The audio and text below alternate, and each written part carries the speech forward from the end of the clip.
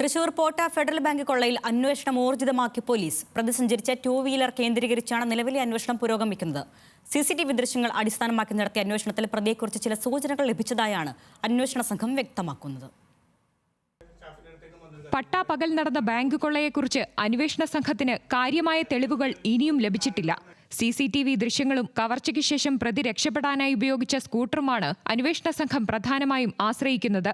2 wheeler police തിരിച്ചറിഞ്ഞിട്ടുണ്ട്. Federal bank Pettah ശാഖയുമായി നിരന്തര ബന്ധം പുലർത്തിയ ആളാണ് പ്രതിയെന്നാണ് പോലീസ് സംശയിക്കുന്നത്.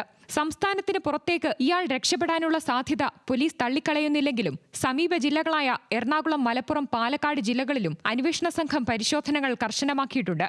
CCTV ദൃശ്യങ്ങളിൽ സംശയം തോന്നിയതിനാൽ ബാങ്ക് ജീവനക്കാരുടെ CDR വിവരങ്ങളും പോലീസ് പരിശോധിച്ചു വരികയാണ്.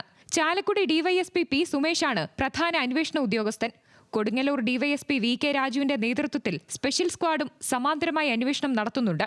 Thrissur range DIG S. ഹരിശങ്കറും റൂറൽ SP B. കൃഷ്ണകുമാറുമാണ് മേൽനോട്ടം വഹിക്കുന്നത്. ന്യൂസ് മലയാളം, തൃശൂർ.